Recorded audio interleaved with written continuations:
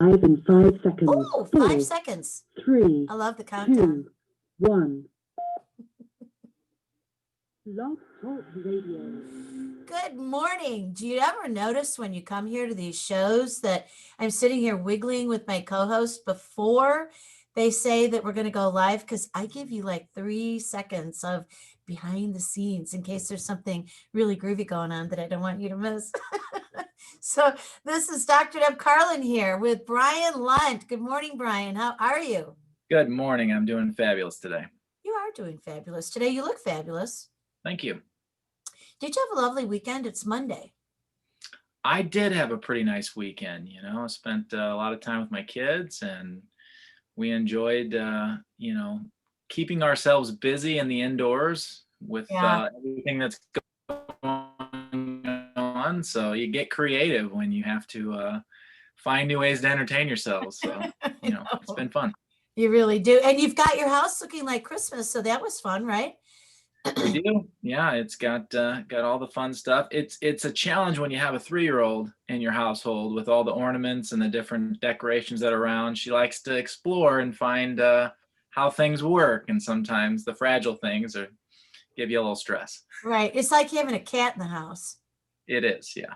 A friend of mine sent me a photograph. Actually, she put it up on Facebook. Big Christmas tree, undecorated. She's getting everything pulled together. She's got animals. She turns around and the cat is sitting at the top of the tree, like the angel at the top, or the star at the top. And she just snapped the picture. She said, I turned around and there he was. I mean, it's like, what do you do? If you scream, they jump off and they knock the tree over with their back feet, right? So you got to act really cool. When I had cats, they used to climb up the trunk and go lay on a branch with their legs hanging off the sides. Wow. Like a balancing act. And it's like, what do you say? Get out of there? I mean, they're just going to do what they want to do there. It was kind of funny, actually. Yeah. Well, that's good. I'm glad that you're here. And so we're not just here to talk about the fun part of life. We're here to talk serious business. Absolutely. All right, but that's a lot of fun. So that's kind of our little oxymoron here this morning. So Brian Lunt is the creator of the St. Louis Business Club, which, by the way, is something I absolutely adore. I think that the St. Louis community is ripe for this place. It's a fabulous idea. It's a non-competitive environment because Brian Lunt is not a competitor. He is great at what he does. There is no competition when you're great at what you do. And when you've got this internal confidence that you're supplying something that everybody needs, like what's to compete about? Just come on in. We'll make it all happen together, right? That's right. So you invented the St. Louis Business Club. We talk about this every Monday. We're going to talk about this every Monday. And we want our audience to get really familiar with it and acclimated to it. It's not just an ethereal place. It's both online and in person in St. Louis, Missouri. You got a great facility. And, the thing that I really like is that your whole design from all along was to make it so accessible for people so that virtual, even before 2020, virtual was a component of it. You're building out a studio in there so you can have, groovy videos and all that stuff, much like this. And what else do you have going on there? What's been going on there?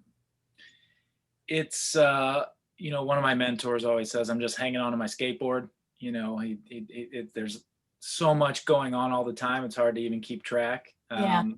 What I like to do, my favorite thing to do is get to know people, much like this, how we spend our time together and get to know one another and talk about fun, interesting things. That's kind of what I do on a daily basis. And so we have established masterminds. I used to call them strategy sessions. It really doesn't matter what you call them, but it's a routine event on a weekly or a monthly basis to bring people together in a specific forum or for a specific topic, and we figure out ways that we can make one another better. We figure out ways that we can make our businesses more successful, and we really, at the end of the day, just want to improve each other and improve people. And so that's what I get to do on a regular basis. And so I have a variety of groups that come together and a variety of one-on-one clients and businesses that I work with, and the vast majority of that time is spent analyzing where people are in kind of the 6 areas of life, 6 areas of business, and how we can cut through some of the noise and identify the bottlenecks and move forward and move things towards what they're trying to achieve, what their biggest dreams are. And what I try to do on a routine basis is remove all those barriers for everyone. And so I'm I always, default to say I'm honest and authentic. I think that just gives me an excuse to be very blunt with people. Yeah, I think it does too. Blunt Brian Lunt. Yes. Yeah. I've had blunt in my, periphery my entire life and it has stuck. It is part of my character. And so I hope that I've developed kind of a style that is very honest with people. And I've even told you, I often say that honesty is my best and worst trait, because people always know they're going to get the honest answer out of me. If your dress is pretty, I'm going to tell you your dress is pretty. If it's ugly, I might tell you that it's not so pretty. No. But people can come to me and get the truth. So Brian. I think it's very important and very efficient to be truthful, as long as you can do it with a smile on your face and know that people have. I want people to know that I have their best interests at heart. Another gentleman in our club, Bruce Wayner, who represents our financial master, he's the same way. I know that I can go to Bruce and he will give me an authentic, objective opinion. If I say, Bruce, is this a bad idea? He'll say, yeah, it is. And this is how you improve it. And I know that he comes at from a source of love and from a source of wanting people to succeed, but he just doesn't sugarcoat anything, which is fantastic, especially when you're talking about financial matters. He just says, no, that's not the best way to go, or it is. Did you see the movie Mary Poppins when you were a child? Of course. Okay, so do you remember that she sang a song, "A spoonful of sugar helps the medicine go down"? Oh yeah.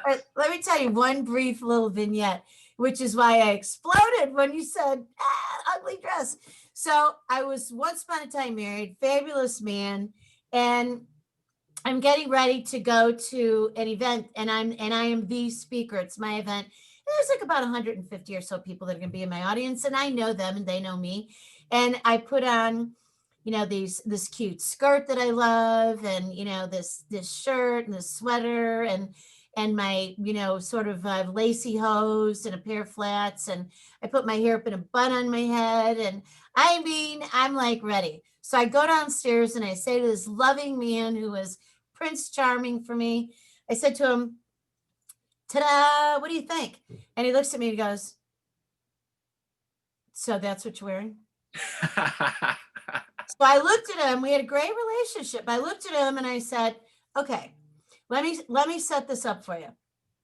I'm leaving here in about 11 minutes and I have to go and be groovy in front of all these people.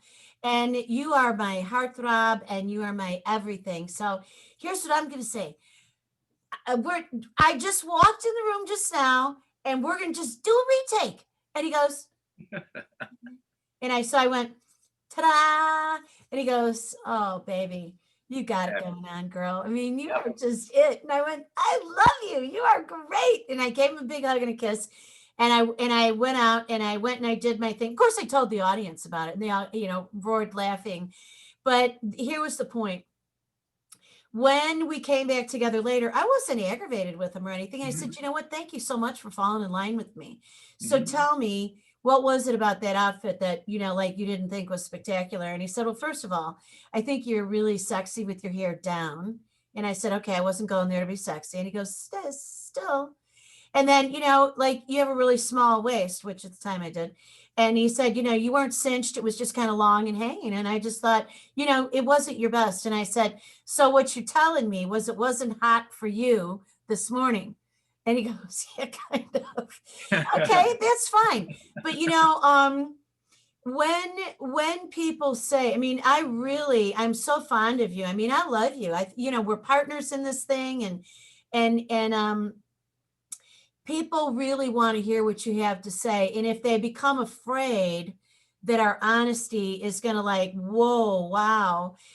You know, it's always about the way that we articulate it. You're very articulate. So I don't think you're as tough as you think you are, as brutal. You are honest though. Yeah, and that's and you've given, two different contexts in my opinion, and I love your example, because there are two different things. If somebody comes to me and says, "What is your opinion of this dress and how do I look given these parameters?" That's one scenario, which I always challenge people to ask good questions, because if you ask me a question, I'm going to answer it based on the way you asked it, right?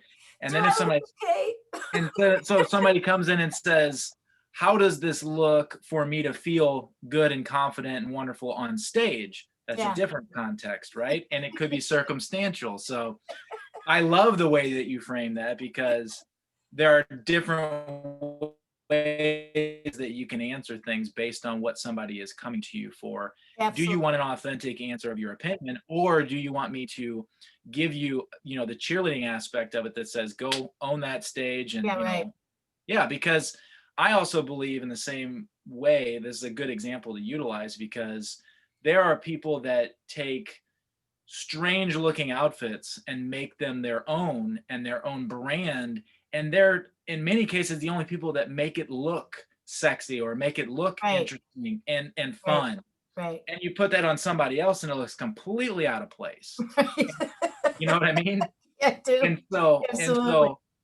it is extremely subjective given context. But Right. if you flash two things up in front of somebody and say which one looks better, that's a very simple, well, Very, in my yeah, opinion, that exactly. one looks better. Yeah, right, exactly, right. And then you listen. Now, listen, I want to say something here to be really clear. I have been the recipient of your feedback and your judgment when I was presenting to you previously about my institute and how to do all that. And your Mhm. feedback was spot on, brilliant. You had me thinking about things that I hadn't thought of before. So if our audience goes, "Oh, did she just contradict Brian Lunt?" Now I'm playing with them, because really the K factor is always alive, the kindness factor, all the things that we do that are really kind. And really, if I never suggest that somebody thinks that they're being kind if they lead people down a path that's going to be counterproductive. I mean, that's I that's agree. having no courage. So I applaud in a big way, and I think it's why we do the Thursday show about riding the lion, Yeah. because you have the courage. You, Brian Lund, you have the courage to get on that lion. And you also have had the courage to create the St. Louis Business Club in an entrepreneurial region where a lot of people think, well, we already got it. No, you don't. Mm-mm. I'm here to say, no, you don't. So my honesty, my raw, naked honesty, my blunt type honesty is the St. Louis Business Club is unique and very different than any other co-working space. That doesn't cut it. Entrepreneurial community ecosystem. This is a very, very different paradigm. And I'm very happy, that you and I are connecting on this, because I think we have very similar viewpoint of the St. Louis culture and the way that we fit or don't fit inside of the entrepreneurial ecosystem. Right. I have a lot of opinions about how things operate. I also feel very justified in having those opinions, because I am as big a fan of St. Louis as you will find. I've Oh been yeah. all over the world and I love this city. And it's funny because one of my good friends, John Zarbach, has a rallying cry that I absolutely love. It's a little crude, but I love it. And Okay. he says we were in a meeting several months ago, and he said, "I'm sick and tired of living in a city with potential." And he basically said, F your potential. And I loved that, because St. Louis has been this city of potential, meaning it's not doing well now, but it could do well if everybody would rally behind a common purpose. And I think he and I both share this concept that, what are we waiting for? Yeah. Why are we waiting for these supposed leaders to lead us towards something that we can do for ourselves? Hooray. And so John, who is who does his work through the the body, through the physical body. He says, I want to make as many superhumans by leading with their body, so that that then ripples outwardly to the rest of our St. Louis society. And I believe the same thing. Let's find people's passion so that they are personally driven and motivated internally, and then that will ripple out into our community. And with the ecosystem itself, one of the reasons that I pursued the entrepreneurial path is because the Cortex district that's been built here in the Central West End area, Midtown, is probably the most exciting thing we've had in a number of decades, because I believe we had misguided leadership that looked to attract outside companies to come in and build, a magnet for what could come in. And unfortunately, we don't have the business and capitalistic mechanisms to make that attractive. We just don't. And having certain leadership and certain people in charge are not going to create that. And so for me, I believe that the St. Louis flavor is starting companies, building them into Fortune 500s. And if they stay, that's wonderful. But if they go, that's just as good, because then we can be known as a space that creates Fortune 500s. And we've had leadership over the last number of decades that have tried to attract those Fortune 500 companies back, or they've tried to do all these bells and whistles instead of just looking for what we have right here, which is wonderful St. Louisans and people that can build incredible companies. And I want outside people to come into St. Louis and be St. Louisans, but there's a flavor to St. Louis that I think is it's very unique and special. And so that's why I jumped into entrepreneurial ecosystem.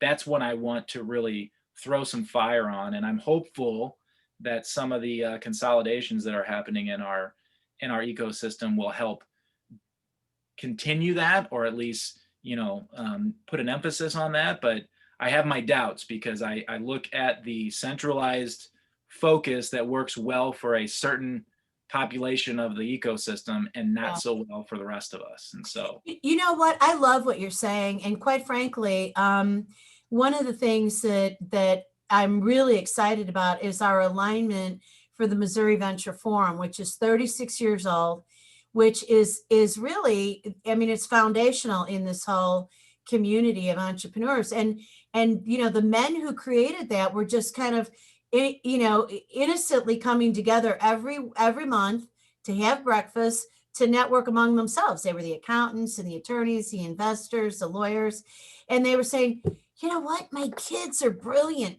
and they're starting these entrepreneurial ventures and they're leaving. We need to figure out a way to keep them here. Let's hook them up. Let's do the networking in here for our kids and get them to stay. And one of the things I love, when you were talking about the flavor of St. Louis, I love the flavor and the logo, the mantra, the motto of Missouri. We are the show me state. And I think that anything that we do in Missouri, that we can be a shining light for the rest of the country and for the rest of the world, is amazing. And here's another thing that we've got in our favor. We are the core of America. We are Midwestern values, very grounded. Come on, we're the Mississippi River. We're Tom Sawyer and Huck Finn, Mark Twain, and really wonderful old-fashioned core values. And there are places in St. Louis, Missouri, and just across the river, like look at Calhoun County. Oh my goodness, you go to at Calhoun County, it's like, are we back in the 1800s? Because this sure does feel pretty spectacular, but there's color here. I thought it was going to be a black and white movie any second now, because it's so primitive and old fashioned. But that's a part of the grounding. And the grounding, it's like there's a wonderful company called Earthworks, which is all about grounding. Now, why are we doing that kind of funny stuff? Because people move so fast in this life and get caught up in the high-rise buildings. They never walk outside and breathe and take off their shoes. And I'm talking core science. I'm not talking flaky stuff. Yeah. When people are at the St. Louis Business Club, here's one of the things I noticed about you. And I don't know when the last time you took your shoes off, but you act like it was this morning. You're grounded, Brian, and that's what people need, because when you come in with an entrepreneurial dream, you have got a fire in your belly, you're eager to go, and you can get way out into the ethers and not pay attention to the details of business. And that's one of your talents. You know the details of business. So in terms of that honesty thing that we're talking about, if I come to you and I say to you, I want to tell you about my dream, you go, okay, I hear you. That's the mission. Okay. That's the passion. Okay. What's the accounting system? Yep. Oh. So I have two responses to that. From the St. Louis context, I can rally behind St. Louis better than any city in the world for multiple reasons. Yeah. If we, through some of the research and the work that we've done with our core group, Eric Legrone, who serves as our spiritual master, he understands the ancient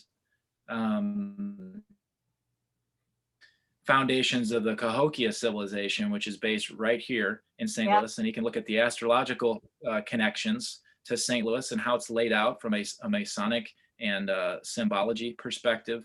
And he can make the argument that at one time, the St. Louis area was the center of the universe, the center of the world. And so there are some very compelling historical references to St. Louis. Then we can get into the things that most St. Louisans understand, which are the first American Olympics was in St. Louis. We had Was it really? Yes. I didn't know that. During the 1904 World's Fair, they had the first Olympics in St. Louis for America. There's so much rich history here. Another colleague of mine has been researching the riverfront for the last few years, and he has basically discovered that it was a revolutionary area, almost similar to the French Quarter in New Orleans, and there was a lot of wild stuff going on, almost to the point that they eliminated it all and built the Arch Riverfront because they wanted to displace all of this kind of wild shenanigans that were going on. And so there is just story after story and culture and heritage that's in St. Louis that I'm absolutely fascinated by. Yeah. And there's still incredible amounts left to be discovered. And so one of the other projects that I'm working on is trying to get the stories of St. Louis published and put together and developing, films and shows and other things that really showcase St. Louis. So that's at the core of what I believe St. Louis to be. So it's not because I just was born here and I'm very, fond of my home city, which I am, but there is a reason. There's a lot more there. I think St. Louis should be on par with a New Orleans and San Francisco and New York and Chicago and all these other cities that when you're other places in the world, they say, where's St. Louis? And you almost say, it's close to Chicago. And that's the reference that people get, it's right in the middle of the country, and most of the people who have never been to America say, how close is it to New York or LA? Because that's, the general short reference. flight. That's the only thing you can say. Yeah. You know what? It's funny. I want to clarify my passion for St. Louis, Missouri. I'm from Chicago. And I was one of those Chicagoans, when I was dating somebody that I ended up marrying, and he was from Iowa, but he was living in St. Louis and, was involved with Washington University and all this. And I met him in Chicago with friends, and he said, well, you should come to St. Louis and visit me. And I said, is that like the movie with Judy Garland and what's his name? And, meet me in St. Louis. And he said, no, that would be another century, I'm talking about St. Louis, Missouri now. Do you know about the Arch? And I was like, yeah, I do yoga. Yeah, you don't have a clue. Get on the train, come on down and visit. We've got this great Union Station. So I was really, I love jazz. So it's kind of funny that I didn't really recognize it, right? Mm-hmm. But St. Louis here's what I tell people. Well, first of all, the only reason that I've had any popularity at all in St. Louis, I'm convinced, is because I'm from Chicago. And when people would say, where'd you go to high school, which is a big question in St. Louis, sort of an inside joke. Now outside for the whole world to hear, it's an identifier. But people would say, where'd you go to high school? I'd say Chicago. Oh, Mhm. where's that at? No, in the city of Chicago. There's no Chicago high school here in St. Louis. And then people would say, I love Chicago. But the thing that I would say to people is Chicago is a big city. It's wonderful and vibrant, and people are wonderful and friendly here. I mean, it's got a Mhm. whole flavor into itself. Cubs fans, the Bears and all that kind of stuff, the leading teams. And Mhm. and then St. Louis, but there's a frenetic energy. There's an intense energy up here that is like, no, man, get out of my way. And I go to St. Louis, I swear it added decades to my life because it is a big town, small city, and that's a compliment, not an insult. And there's a quintessential nature about it. It is far enough south that you get this very genteel, polite, and friendly, and warm, and truly caring community, Yeah. which I adore. And the pricing of everything in St. Louis, Missouri far exceeds what unreasonableness we have here in the Chicago area. It's insane. Yeah. I mean, there are a couple of things that are negative about St. Louis. I mean, our crime rates and the way that we're perceived for crime is a big, blemish on how Yeah, great our right. city is. And that's something that I still don't understand why it's not more of a focus from our leadership and from our community. It seems pretty, blatant that that's something that we should all work towards Well, eliminating or now you're understanding better, right? now you're welcome to America because that's our country right now. Yeah, but St. Louis also, like you're saying, has this wonderful, combination of all the pieces of our country, and I think some of the best things in our country, some of the good blends. I mean, we have a food scene that's Ah, incredible.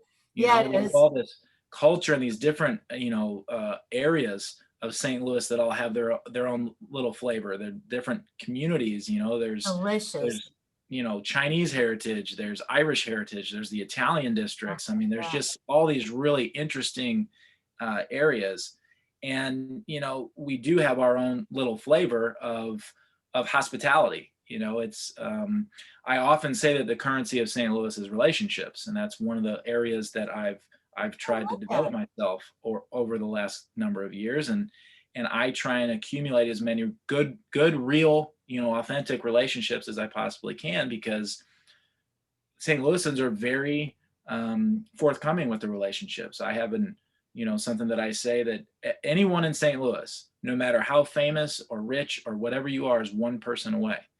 And I have not found a way to discount that. I can get to anybody in St. Louis in one relationship. And that's a testament to how open everyone in St. Louis is You with know their what? You're relationships. right. I'm just thinking about that. Yeah. I'm thinking about all the people that I know who are really, Well, I mean, I play the game all the time. You go John Hamm, and I go, well, I know 15 people that went to John Burroughs with John Hamm, and if I called any one of them, they go, yeah, I can probably get you to John Hamm if you really want to. There's got to be a purpose behind it and a right, reason right. and something in it for them. But you think of all these wonderful people that we have, and there's another project that I was working on a couple of years ago that kind of had this whole St. Louis theme. So when I left my banking career, I started a project called Top 50 STL, which was all about promoting positive stories about St. Louis. Well, one Top of 50 STL. And yeah, it was the top 50 stories. top 50 Top positive 50 stories people. about St. Louis every week. Oh, really? Yeah. And so one of the projects that I was working on, I am a little bit critical of our tourist industry and the folks that are in charge of branding St. Louis, Okay. mostly through the news media, because it's, murder after murder instead of talking Yeah, about right. all the That's not a positive good things. brand.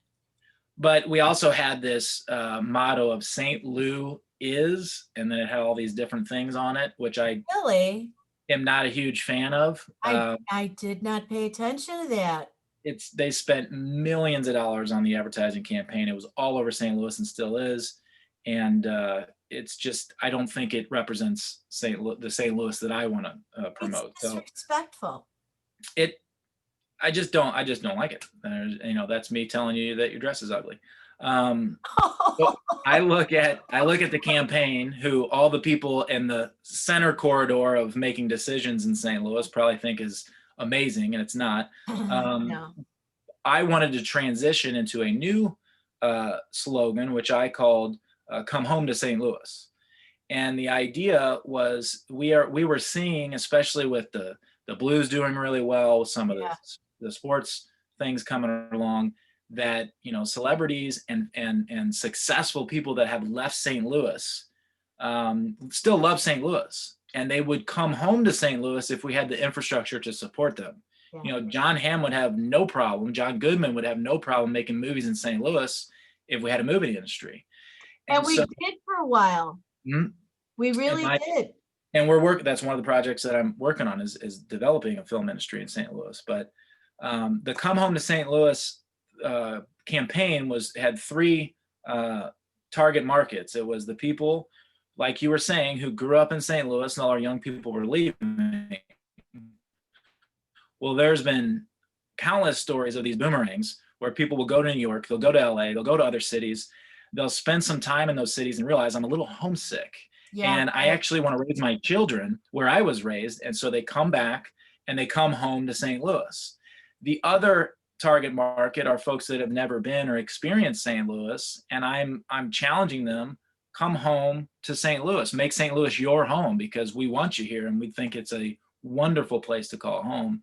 And then the people that are already here, come back home to St. Louis, be a tourist in your own town, understand how phenomenal this city is and the people are, and take it in through a new lens and come home. And let's rally behind each other in our community, and let's turn this city into something that's world class. And, for me, I had on my list, my to-do list 5 years ago, when I had, the top 10 things I wanted to accomplish in my life, one of those was turn St. Louis into a world-class city. And I absolutely believe that St. Louis has the pedigree to have been a world-class city and be a world-class city again, and not based on potential, but based on right now. And let's stop talking about potential and make it happen now. It is. Yeah, I agree with you.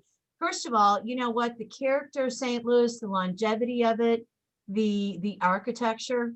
Oh my gosh, the architecture in St. Louis is absolutely stunning, spectacular. I don't know that we even really have anything in Chicago that can compare anymore, because what we used to have was, the old mansions up on the North Shore of Chicago, and we have people who are buying a $15 million piece of property and knocking it down. Yeah. And building new. I'm thinking, what? Wait a second, what are you doing? We've got homes and structures in this town that, if they were in other areas of the world, would be worth millions and millions of dollars. My friend Matt, who lived in LA and did a lot of stuff in the film industry for many years, he bought a house in kind of the Gravois Park area, and he has a colleague who lives in New York, and he said his colleague's house cost $8 million and his cost probably $300,000, right? And it's the same house, and then you get the amenities of St. Louis. You're just not in New York. And if we could communicate to the rest of the world what we have here, I think people would be coming in droves. And when you look at what you can get, if you look at spending $1 million on a home in the city of St. Louis, you can have one of the most amazing mansions on the planet. I mean, some of the architecture and some of the craftsmanship that has gone into these properties, especially when you get to the north where things have taken a turn, into disregard and disrepair. You put a little bit of money into some of these neighborhoods and properties, and it will be just off the charts in terms of the quality and the charm. I mean, you walk through Boston and some of their neighborhoods, and you see these properties, and you're going $1 million, $3, $4, $7, $8 million, and I'm going, I can walk down neighborhoods in St. Louis and they're 10,000, 20,000, and you think, oh my goodness, if we had just the amount of energy that we need to put into this place and to revitalize it to what it once was, world class in no time at all. So let me ask you a question. In the St. Louis Business Club, do you have I know you've got the spiritual side, you've got some business coaches, you've got some foodies, you've got the exercise part of it, you've got some wonderful people, like Dr. G. Say his last name. Garjula. Garjula. I mean, Dr. Tom Garjula is, to me, really world class. I mean, the guy just absolutely, there I go with my Chicago twang, the guy. That gentleman is a supreme healer and very humble about it. We've got great people inside the St. Louis Club. I am in the St. Louis Club. We've got influencers that I've introduced you to, a couple of people who are influencers there. But do we have real estate developers in there? Because in really powerful marketing and advertising people, because Brian, I think you're really onto something. Your spirit and your fortitude, and mine as well, but you as the inventor and creator and founder of St. Louis Business Club, I can see your vision. I can feel it. I can see. Yeah, I know I've been very fortunate to have met a lot of people over the last number of years. I mean, that has been my mission. I once joked to my dad, I said, I just wouldn't mind having coffee or lunch with just about everybody in St. Louis at some point, and I was halfway joking, but halfway serious because Yeah. I love meeting people. I do. Yeah. And I think everybody, 100% of people can teach you something. Absolutely. Somebody knows something that you don't know. And so I just really enjoy getting to know people. And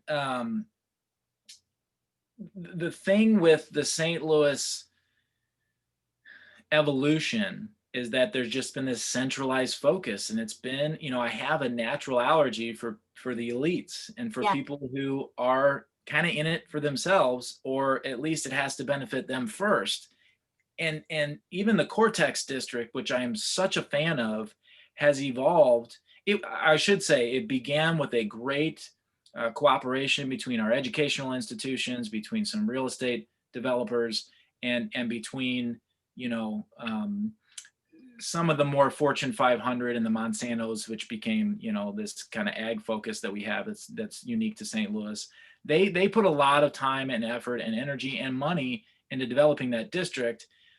It has turned into more of a corporate flavor. And I think that's the big difference between what I believe and what things eventually become, is that there's kind of a corporate or a bigger business mentality that I don't feel comfortable inside. It's not that I can't talk to anybody. I love, CEOs down to janitors. I just probably do better with the janitor. I just enjoy people at a more raw level, at a less, and sophistication isn't the word that I mean to say, but, I just like people that are people.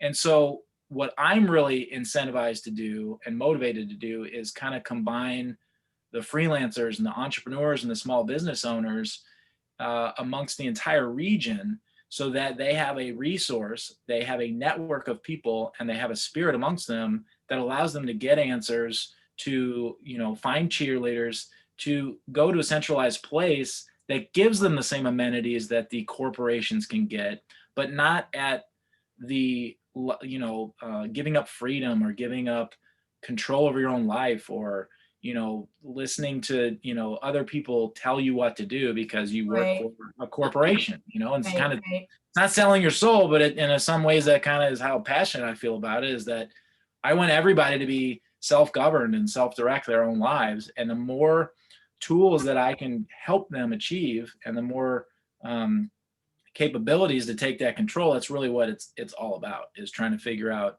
how can we give power back to the people and let them live the life that they want to lead by choosing the pathway, the career or the business that they want to start, in order to allow them to do that.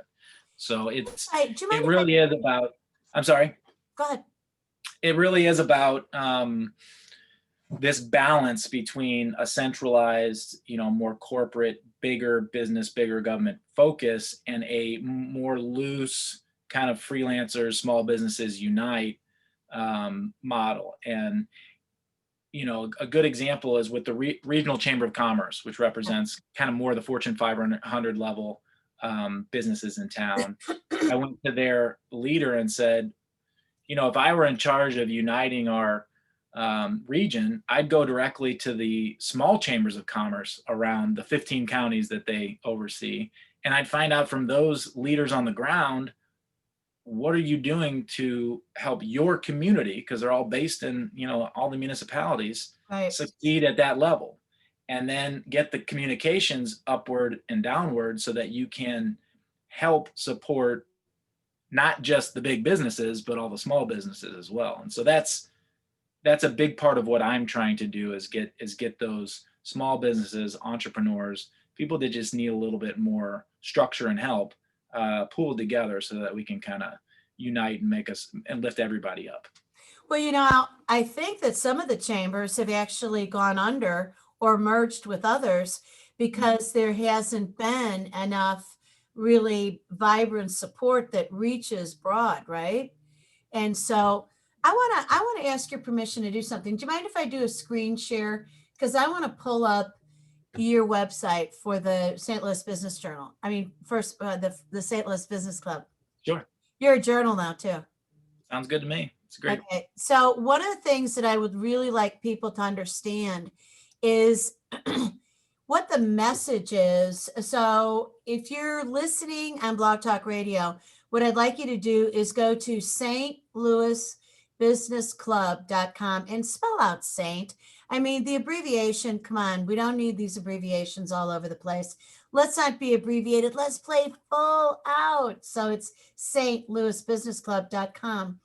And you'll see when you come to the page, I mean, the opening page is beautiful, but I went to a message from the president because I think that what Brian says on here about what it is that the St. Louis Business Club is about in terms of existing to inspire people to do and be their best.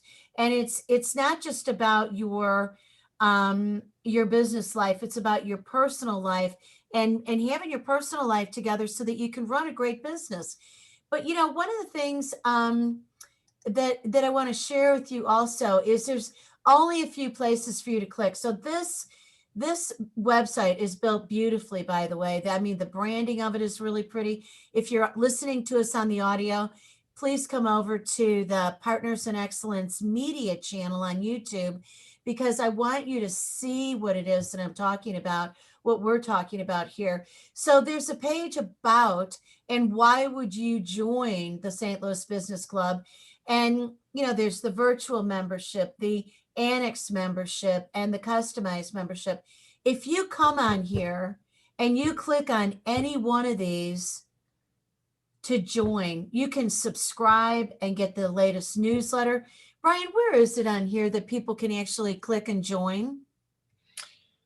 Well, we don't have the back end set up because I'm working with a local company to help support them and back and forth support one another to offer the infrastructure for what it is that we're building. So we currently offer our virtual meetings through Zoom, and we offer our memberships through Square, which I also could halfway consider a local company because the founders are based out of St. Louis. But Membershipware is another company that's out of OPO Startups, which is another co-working space in the St. Charles area.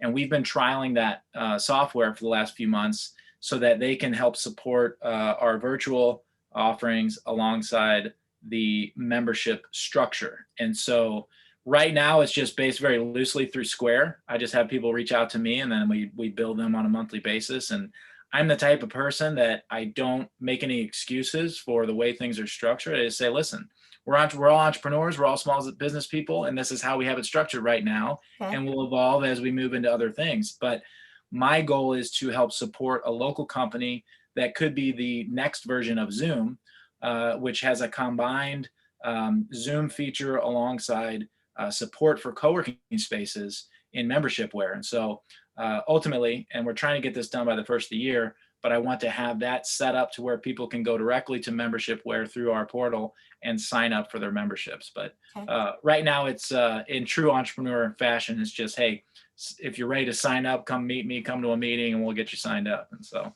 Brian, where can people find you? Can they send you an email? Of course, I always have folks contact us through the website, which is always available. I ask people to email me if they want to reach out to me directly. I have my 2 platforms, which are kind of represented by our 2 shows.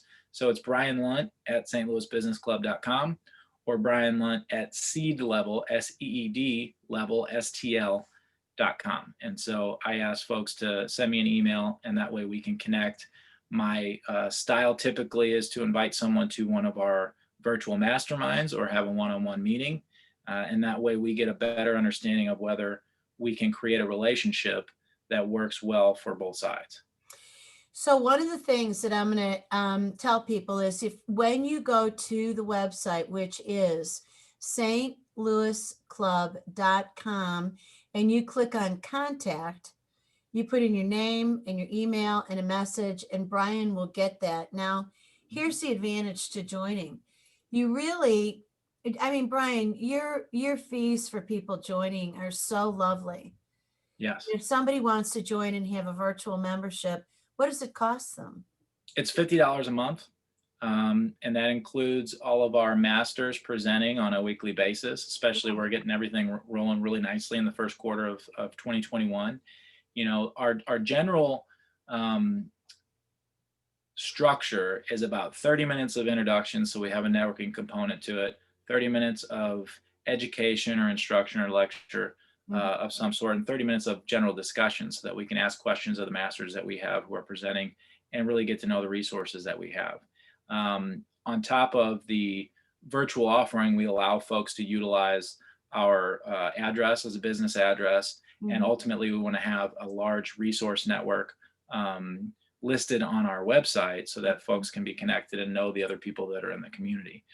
One of the reasons that I've tried to keep it very affordable is because I don't believe that we're out to be an end all be all to anyone. I actually promote often bundling services. And so my goal is to try and make it an add-on or something as an additional amenity to other things that we're working on collaboratively with our members and our resources around town. And so I look through a lot of strategic partnerships where we can add a business club membership attached to somebody else's membership or offering that they provide. So I love that. So, you know, when people are listening to this, you know, I want them to know that there is a call to action here. And the call to action is stop sitting on your potential and get up and move. You know, I've been a lifelong entrepreneur since I thought my parents were ripping me off when I was about 6 years old and giving me this, like, what do you mean, like a nickel a week? I remember it used to be, I wonder if you remember this, coins used to be that there was a man dime and a lady dime. Yeah, one of the dimes was imprinted with a lady and the other was printed with a man. And I had 2 dimes. I had a bunch of change. And so I put the man and the lady dime in my pocket. And I really thought that they would have like pennies or something, or nickels, that they would create a family. So when I, you know, and my mother had said to me at one point, you know, why do you have these 2 dimes in your pocket all the time? And she'd like take them out to do laundry. Why do you have these 2 dimes? Because don't take them apart. Why? Because I'm going to make money. They're making things. Something's going to happen there. I didn't like the idea of a lockdown, you know, like you're going to get this much a month. So I started trying to figure out ways. Like my father gave me this horrible job of, you know, you could pull the weeds over on the side of the garage and I'll give you this much money. And I thought, that is a sickening thought. So I paid other kids like 2 cents to do it. And then he said, how'd you get it done so fast? I said, I got the other kids to do it. So the idea of entrepreneurship, you know, really, when you're really truly an entrepreneur and you have an idea, don't sit on it. Because ideas, if you look at Leonardo da Vinci, he was prolific.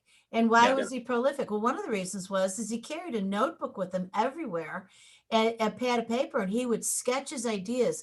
So you know all those fleeting ideas that you get across the course of the day? Write them down and then do them. Bring them to the St. Louis Business Club. Find Brian Lunt. fill his inbox with emails and say, I got to talk to you. I want to join. You know, he wants to have coffee and lunch with somebody new every day. I would say, how about breakfast, post breakfast coffee, pre lunch coffee? How about lunch? We'll get y'all scheduled up. So I will say that I love ideas. I ideate all the time, Yeah, but ideas are nothing without execution, and that's right. execution eats the lunch of ideas all day long. All day And long. the one thing that I've noticed in the marketplace is the repetition of ideas, and also this amazing selfishness is too strong of a word, but hanging on to an idea as if the idea is valuable in and of itself. Ideas are not valuable without No, execution, and ideas are not as unique as everybody thinks that they are. that's right. That's right. I've had session after session where in the same week, 3 or 4 people come in with the same idea, and they'll say, can you sign this NDA? Can you make Yeah, sure you keep this hush hush? You can only have trusted people in the room. And I think, you know what? I've heard this idea 16 times this year. So there's nothing unique about what you're doing. Now, if you have an action plan on how to move forward on that, that could be something interesting and unique. So let's explore that a little bit. And the other thing I love to do is take those 16 people and put them all in a room together and say, how can all 16 of you improve the one idea that's the best? And let's all go make money on that idea. Because then it actually happens. And by consensus, by group genius, we have created something of value to the majority of people. The biggest problem I see in creating something is scarcity mindset versus abundance mindset. It is the exact same thing that happens in St. Louis with the flavor of it's got to be my way, or I have to steer it, or I have to be in control. One of the best things to move things forward is to relinquish control and just allow it to happen the way that makes the most sense for the most amount of people and creating the most value. And if you are valuable to the recipe, you will get compensated. That's a fact. That's just the way market economics works. If it's not unique enough, or your contribution is not unique enough, then you may not get, that value exchange back. And so I like to get as many people together to talk about their ideas and execution of those ideas. And that's where I believe we can help the most, because it's not about making people good about just an idea. Right. It's about picking that idea apart, looking at the plan that they have in place, putting it into action, and making sure that they have the right amount of resources and people around them so that they can accelerate that situation. And that's at the core of what I'm trying to accomplish is let's get as many people together that want to help one another, that have value to provide, and will get compensated for the value that they provide. And let's do it as efficiently as we possibly can so we can help the most amount of people. I'm going to make an edit on that. I'm going to say you're not trying, you're doing. Thank you. You're welcome. Because what I'm noticing is when I come into your space and sit in the master's meeting, and then you and I get on Zoom calls with people like Dr. G, like Faiz Khan, like Tim Hobbs. These guys are all doing, and you are busy figuring out, okay, you're doing, I'm doing, we're doing, and how do we expand that reach and do more? And so, one of the things that I think is really essential for our audience to know too, Brian, is that you're not talking out of the side of your mouth about something that you want to be able to do. You've been doing this. You've launched companies already. You've launched people. As a banker, you help people get their funding and get their whole routine together to go through the process of, even if it was part of a portfolio loan, they had to have everything pulled together so that people inside the bank felt like, you know what, we want to carry this project. We know it, we can feel it, we can see it, we like the personalities, we're going to fund this. So you're not coming at this as a novice. No. This is something you really know. That was on purpose. I decided that I had to immerse myself into the ecosystem. I had to trial and error as many organizations and projects as I possibly could in order to speak with some level of experience instead of theory. And that's my concern with a lot of educational institutions, is that they're teaching on things that they have not done. Yeah. And I think that everybody who teaches should have done those things, so that you can speak very authentically and realistically on what it is that you did, instead of theoretically, which is, I think, gets us in a lot of trouble, speaking about things. And I say this from once being a very naive and young and, conquer the world type of young person, which I still have plenty of that left. I With a do little now, experience threaded through it with a now. little bit of experience, and I do now know that that is an essential piece of the recipe. You have to have done something. Yeah. I think parenting is the greatest teacher in that regard. When you're young and you talked about how you're going to parent, and then you get smacked upside the head with actual parenting, you go, I don't know a thing. And that's the same thing with becoming an entrepreneur. But it's that entrepreneurial thinking, that critical thinking element that says, I'm going to commit my life to trial and error. I'm going to commit my life to doing things better and learning and never failing, because everything I do helps me evolve to the next level. And as long as you can keep the spirit inside of you and pay your bills and be a good person to the folks around you, then you're successful. And it's not about creating something that makes you a bazillionaire. It's just about having a good life. Yeah. And that's really what I'm trying to glorify in what I'm doing, is how do we create happy people, kind people, people that are having a good life and a good impact on themselves and their society and their surrounding people. So lots of good things in the works. Yeah. So our advice at the end of this episode is come back Thursday, because we're going to ride a lion. Yeah. Every Thursday. And every Monday we will be here. Are we going to do a show on Thursday? It's Christmas Eve. It's the morning. Absolutely. Oh, good. 'Cause, Absolutely. yeah, I like, just let's stay with it. So the idea that I want to leave people with today is that here on Blog Talk Radio, here on YouTube channel of Partners in Excellence Media, we are the news. And the news is get off your potential and actualize it. And if you want to get it done, go send an email to Brian Lunt at the St. Louis Business Club.com, right? stlouisbusinessclub.com. Yes, ma'am. All right, great. On that note, peace out for another episode here, right, Brian? That's right. Okay, here we go. Hang with me. They're going to say goodbye. Thank you for using Blog Talk Radio. Goodbye. Peace out, friends.